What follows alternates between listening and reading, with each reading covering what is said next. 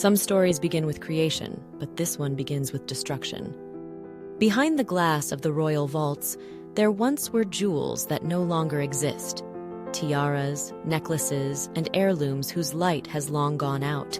Their names are forgotten, their portraits faded, yet their diamonds still live among us, hidden inside the pieces we recognize today. They weren't lost to time or stolen by chance. They were taken apart deliberately by the woman who wore them. She was a queen who refused to treat jewels as sacred relics. To her, they were building blocks, fragments of beauty that could be reshaped, improved, reborn. And so she began to dismantle her own treasures, quietly reshaping her world of jewels, in gold and stone. It sounds almost ruthless, doesn't it? But what if destruction was the only way to build something eternal? This is the untold story of Queen Mary, the woman who destroyed her jewels to create a legend. Before we begin, please support my channel by clicking on the like and subscribe buttons. Thank you. There's a certain magic to the end of an era, isn't there? A moment when the old world, with all its weight and grandeur, begins to give way to something new. The final years of the 19th century were exactly that. The Victorian age, with its ornate, heavy, and sentimental style, was drawing to a close. A new century was on the horizon, promising lightness, clean lines, and a completely different vision of elegance. And into this shifting world steps a young princess, Victoria Mary of Teck, known to her family simply as May. From her early years, she had a reputation for being serious, disciplined, and intensely practical. But behind that composed exterior was an eye for jewelry that was nothing short of genius, an eye that saw not just beauty, but potential. History remembers her as one of the greatest jewelry collectors of all time, the woman who assembled the foundation of the British royal family's spectacular collection as we know it today. But I've always felt that title is incomplete. It's too passive. Queen Mary wasn't a collector in the way one collects stamps or porcelain. She was an architect. And like any great architect, she understood that to build something new and magnificent, sometimes you have to tear down the old. This is the part of her story that is rarely told. Behind the grand title of Architect of Royal Jewels lies a trail of dismantled, altered, and, some might say, destroyed pieces of jewelry. She saw diamonds not as untouchable relics, but as assets, a resource to be deployed in the service of creating a new, powerful royal image for a new century. It's a rather unsentimental view, isn't it? But perhaps that's what the times required. As the wife of the future King George V, she knew her role was not just to inherit a collection, but to shape one that would reflect the power and modernity of the British monarchy. She wasn't just preserving the past, she was actively editing it, choosing which elements to carry forward and which to leave behind. And the fascinating, almost unbelievable starting point for this grand project? The very treasures that were gifted to her on her wedding day in 1893, those magnificent symbols of love and loyalty from the people of England, from Queen Victoria herself, would become the first stones in her new, glittering empire. An empire where even destruction was a form of creation. The wedding of a future king and queen is always a spectacle, but the marriage of Prince George and Princess May of Teck in 1893 was something else entirely. It was a national event, and the wedding gifts that poured in were a testament to the hopes the nation placed on this young couple. Imagine rooms filled with caskets of glittering jewels, each with its own story and sentiment. And among this sea of treasures was one piece that truly stood out, a gift that was as much a symbol of public affection as it was a magnificent jewel. This was the Ladies of England tiara. It was a gift from a committee of 650 women, a collective gesture of loyalty and admiration. And to give you a sense of the incredible coordination behind these gifts, a separate committee, the Ladies of Devonshire, specifically presented a pair of matching pearl and diamond earrings designed to be worn with the tiara. Crafted by the jewelers Hunt and Roskell, it was a marvel of late Victorian design. It wasn't just a tiara, it was a piece of engineering. It wasn't just a tiara, it was a piece of engineering designed to be worn as a grand necklace, a corsage ornament, or even broken down into smaller sprays. At its heart were beautiful, large pearl drops, each one captured within arches of brilliant diamonds. And in those early years as Duchess of York, May wore it. We see it in formal portraits from the mid-1890s, looking every inch the future queen. She even wore it creatively as a corsage ornament across her neckline for the legendary Devonshire House Ball in 1897. It was clearly a cherished and versatile piece. But as the new century dawned and she became Queen Mary, her famous pragmatism began to emerge. Fashions were changing dramatically. The grand, somewhat heavy styles of her youth were giving way to the lighter, more geometric forms of the new era. And this is where we see the architect in her takeover from the sentimentalist. She looked at this beautiful wedding gift, this symbol of affection from the women of England, and made a decision that many would find astonishing. She decided it had served its purpose. Sometime after 1910, the Ladies of England tiara was taken to the jewelers and dismantled. Its beautiful diamonds were carefully removed and set aside for a grand new project. But before we see what masterpiece they would help form, we must look to another of her wedding gifts. Because the diamonds from the Ladies of England tiara were not the only ones marked for this new destiny. Among the treasures she received in 1893 was another striking diamond fringe tiara. This one was a gift from the county of Surrey, a classic, almost regal design that was very much in vogue at the time. And what's fascinating is that this wasn't the only one. Princess May received a very similar diamond fringe necklace, also a wedding gift, from none other than Queen Victoria herself. That particular tiara, the one from her husband's formidable grandmother, also wouldn't survive to the present day in its original form. It too was destined for a radical transformation into something truly special. But that's a story we will return to. For now, our focus is on the Surrey fringe. We see her wearing it in a few beautiful stylized portraits from the early 1900s, a testament to its elegance. Yet, like its pearl-adorned counterpart, its life in that original form was to be short-lived. Once Queen Mary ascended the throne, she saw its potential not as a standalone piece, but as a source of high-quality diamonds for her ambitious new projects. It, too, was sent to the jewelers to be dismantled. And so, with brilliant cut diamonds sourced from two different wedding gifts, from the Ladies of England and from the county of Surrey, Queen Mary commissioned a spectacular new tiara, the Gloucester honeysuckle tiara. Initially, it appears the tiara didn't have its own permanent center. We see Queen Mary in portraits wearing it with a stunning sapphire ornament, and most impressively with the colossal Cullinan 5 diamond, one of the legendary lesser stars of Africa. But in 1935, before giving it as a wedding gift to her new daughter-in-law, Princess Alice, she commissioned a brand new, dedicated diamond honeysuckle element to be its center. After Queen Mary's death in 1953, Princess Alice inherited one of the original interchangeable pieces, that spectacular pink topaz. At some point, a third option, a striking cabochon emerald, also entered the Gloucester collection. And so the tiara evolved into the magnificent 3-in-1 jewel we know today.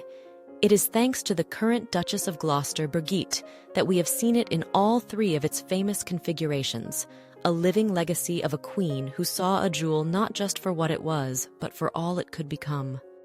But the story doesn't end there. What of the other pieces from those dismantled gifts? The magnificent pearls from the Ladies of England tiara were destined for their own legendary future. They were set into a new frame, creating what is now one of the most famous and beloved tiaras in the world, Queen Mary's Lover's Knot tiara, the very same one that would become an icon on Diana, Princess of Wales, and is now a signature piece for Catherine, the Princess of Wales. And the remaining diamonds from the Surrey fringe? They were used for a crucial, symbolic upgrade. They were set atop one of the most iconic tiaras in the entire collection, the Girls of Great Britain and Ireland tiara. They replaced the original pearls, giving Granny's tiara the exact look that Queen Elizabeth II would make famous on banknotes and coins around the world. Isn't that extraordinary? One queen's unsentimental architectural vision resulted in the complete transformation of her jewelry box. Two beloved wedding gifts were sacrificed, but from their brilliant remains, one brand new tiara was created, another was born, and a third was perfected into an icon, a true masterclass in building a legacy. Now, remember that other fringe tiara I mentioned? The one that was a wedding gift from Queen Victoria herself. It's a fascinating story because it shows that for Queen Mary, not even a gift from the formidable Queen Empress was sacred if it stood in the way of her vision. It was a fringe tiara necklace bought from Collingwood and Company. Queen Mary wore it as a tiara on her wedding day and later as a choker. But like the Surrey fringe, it seems it wasn't a particular favorite. And in Mary's world, a jewel that wasn't fulfilling its maximum potential was a jewel waiting for a new purpose. By 1919, the world had changed irrevocably. The First World War was over, and the grand, heavy styles of the Victorian era felt like relics of another age. The fashionable silhouette for a grand tiara was the kokoshnik fringe, a halo of diamonds made popular by the Russian imperial court. Queen Mary, ever attuned to the times, decided it was time to create her own perfect version. And so, the diamonds from Queen Victoria's wedding gift were unmounted. In their place, Queen Mary commissioned Garrard to create something new from the old, a lighter, more elegant, and distinctly modern-looking fringe tiara. And this is where the jewel's story transforms from one of fashion to one of family legend. Because this new creation, Queen Mary's fringe tiara, would achieve a level of fame its predecessor never had, becoming an instantly recognizable symbol of a new royal era. It is the very tiara that a young Princess Elizabeth would choose to wear for her wedding to Prince Philip in 1947. While perhaps not seen as often as the girls of Great Britain and Ireland tiara, its appearance at that historic wedding, and later at the weddings of Princess Anne and Princess Beatrice, has cemented its place in royal history. And so, the diamonds from a Victorian wedding gift were reborn. They became something far more significant, not just a tiara, but a potent symbol of continuity and the ultimate something borrowed for generations of Windsor brides. All thanks to a queen who was never afraid to reinvent the crown. Queen Mary's journey as a jewelry architect truly goes global with our next story. It's a tale that perfectly captures the scale of her ambition and the world she lived in. It begins not in a London ballroom, but under the South African sun in 1901. As the new Prince and Princess of Wales, she and her husband embarked on a grand tour of the British Empire. During their visit to South Africa, a significant gift was presented to her by the directors of the De Beers Diamond Company, a collection of 675 magnificent diamonds. And with these remarkable stones, she commissioned something truly modern and fashionable. Interestingly, she turned to the French master jeweler Boucheron to create a new diadem. The result was the Boucheron Loop Tiara, completed in 1902. I find it so striking in photographs. It's incredibly tall and airy, made of upright, looping diamond scrolls. It was the height of early 20th century elegance, a delicate yet imposing piece fit for the new Princess of Wales. And yet, this is where the story becomes so intriguing. Despite its beauty, this magnificent tiara had an incredibly short life in the royal collection. It appears in a handful of stunning official portraits from around 1905, often paired with her elaborate love trophy collar. And then it vanishes. For a queen who meticulously documented and wore her jewels, this disappearance wasn't an accident. It was a prelude to something far grander. The answer to its disappearance lies a decade later and thousands of miles away in the city of Delhi. In 1911, George V and Queen Mary were to be crowned Emperor and Empress of India at the historic Delhi Durbar. This was theater on an imperial scale, a dazzling display of power and majesty designed to solidify the British monarchy's role in the Indian subcontinent. And it demanded a new crown, A personal tiara, no matter how elegant, simply wouldn't do. She needed a jewel that spoke of empire. And so, the beautiful Boucheron loop tiara was chosen as the sacrifice. Its elegant loops were dismantled, its 675 diamonds unmounted, all to be reborn into a new formidable shape, the Delhi Durbar tiara. Crafted by Gerard, this new creation was a complete circlet of diamonds set in platinum and gold, forming a magnificent wall of lyres and S scrolls. But even this grand creation wasn't static. For Queen Mary, a tiara was a canvas. Initially, for the Durbar itself, it was crowned with 10 of the famous Cambridge emeralds, creating a stunning green and white effect. And these weren't the only famous emeralds to play a role in the events at Delhi. Among the incredible gifts presented to Queen Mary was a necklace from the Ladies of India featuring its own spectacular emeralds.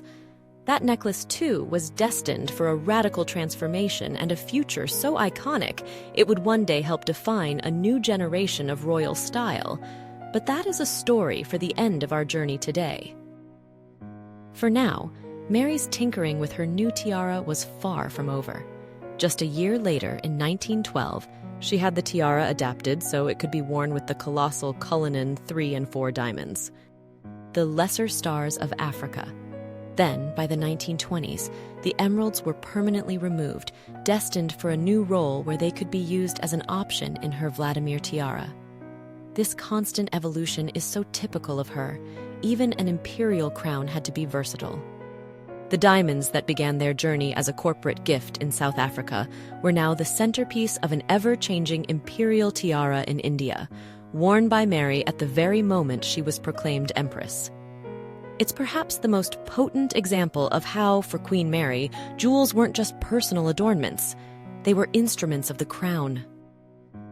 But before she built that monumental symbol of empire, there was another, more personal project that shows a different side of her thinking.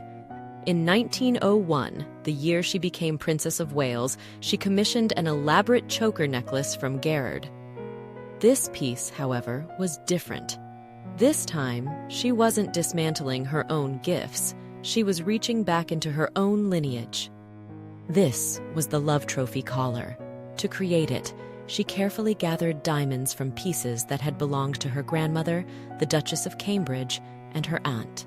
It was an act of consolidation, of bringing personal family heritage into her own jewel box.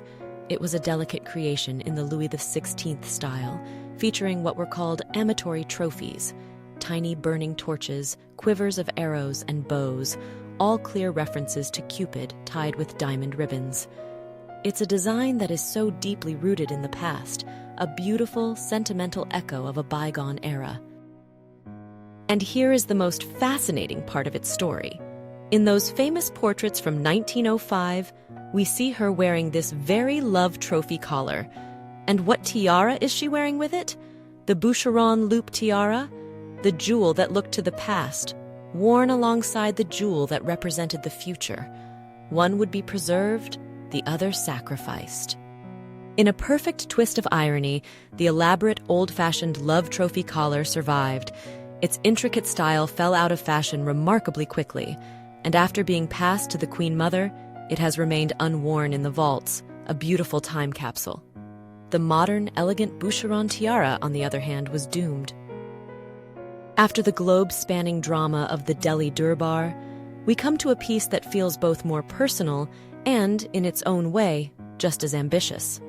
This time, the focus isn't a tiara, but a type of jewel that speaks to an even grander, more formal era, the stomacher.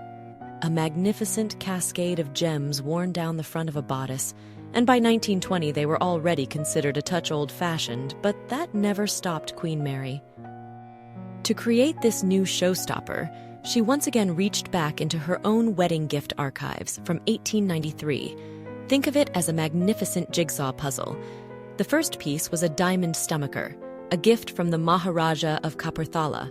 The second was a glittering diamond crescent, a present from the town of Swansea. For nearly 30 years, these pieces existed separately, but in Mary's architectural mind, they were destined to be one. She had them combined into a single breathtaking diamond stomacher, composed of 3 graduated brooches, each dripping with pear-shaped pendants. But here is the great paradox of this jewel. After going to the trouble of designing and creating this enormous, intricate piece, Queen Mary was publicly photographed wearing it only once for a series of official portraits taken in 1922. What I find so telling is that after that single appearance, it seems to have vanished back into the vaults. Was it simply too grand, even for her? Or had fashion moved on so quickly that its moment had already passed?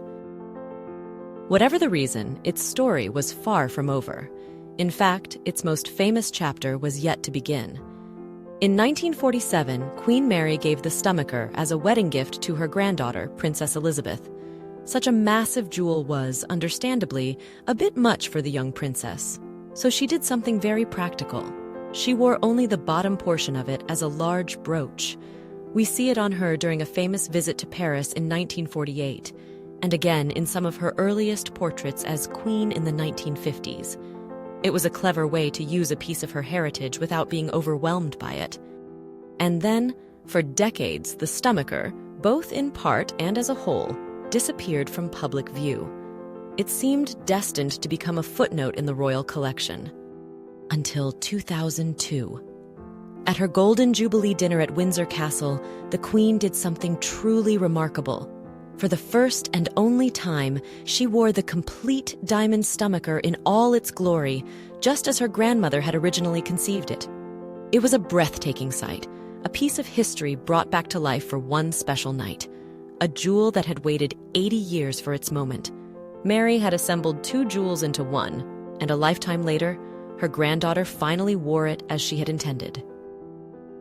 Not every jewel in Queen Mary's grand redesign was destined for a famous second act.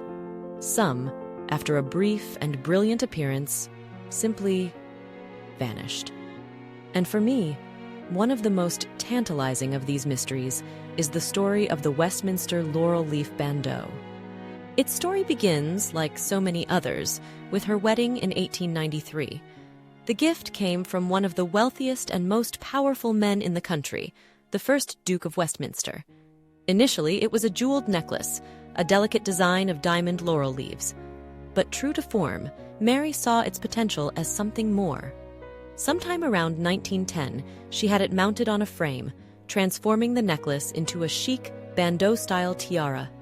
The large diamonds were given new geometric frames, and it became a truly elegant, modern headpiece.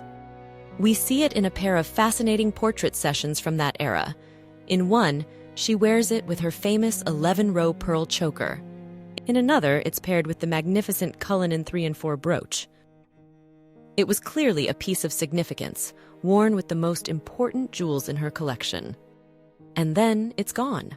After those portraits, the Westminster laurel leaf bandeau effectively disappears from the historical record. It's a ghost in the royal jewel box. So what happened to it? Was it quietly dismantled, its diamonds harvested for yet another project? Or could it be sitting in the royal vaults even now, a forgotten treasure waiting to be rediscovered?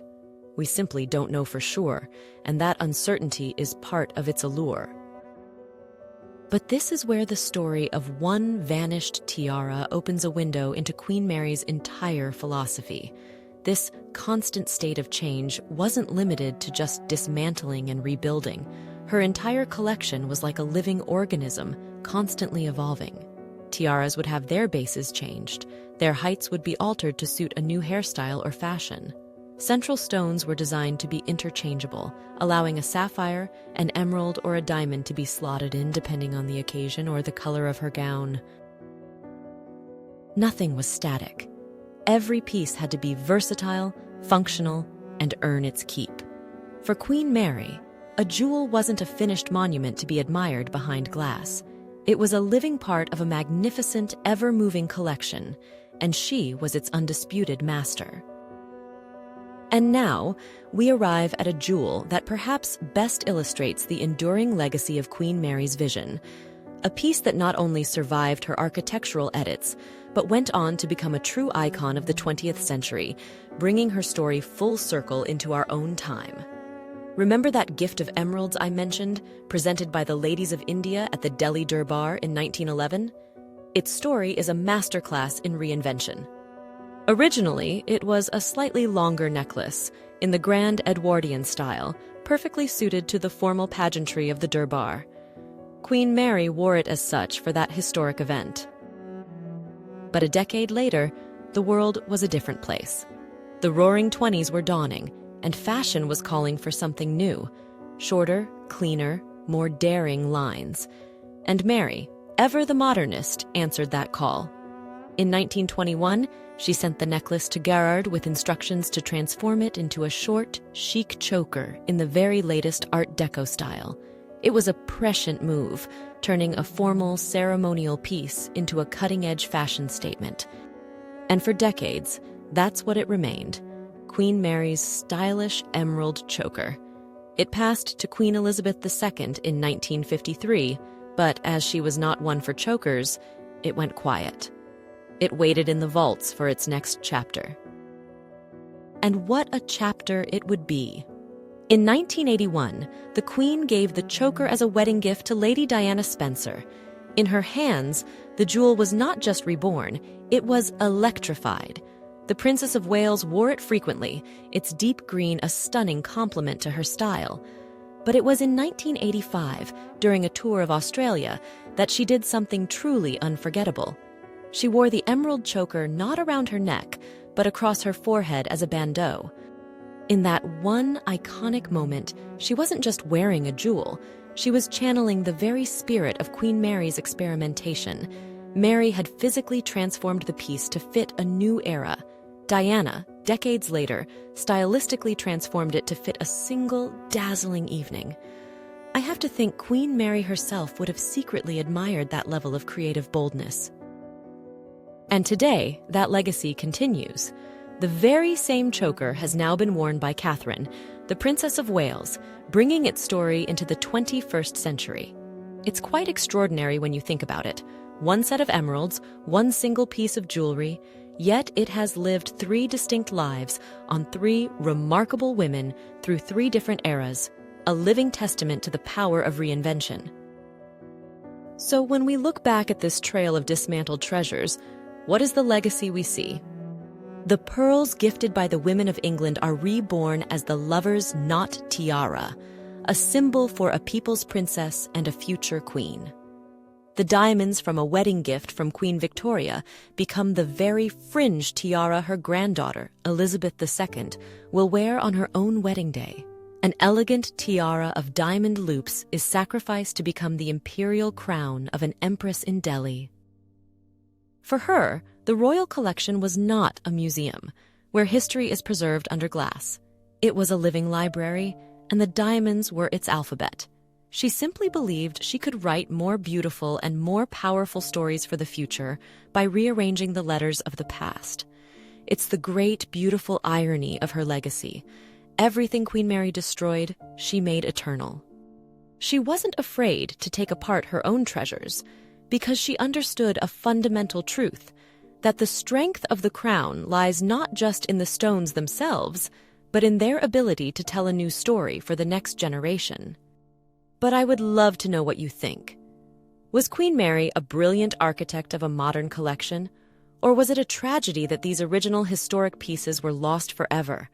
And of all the transformations we've talked about today, which one do you find the most remarkable?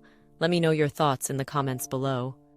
If you enjoyed this journey through time, please consider leaving a like and subscribing to the channel. And don't forget to press the notification bell, because there are so many more stories of the stones that outlived their queens.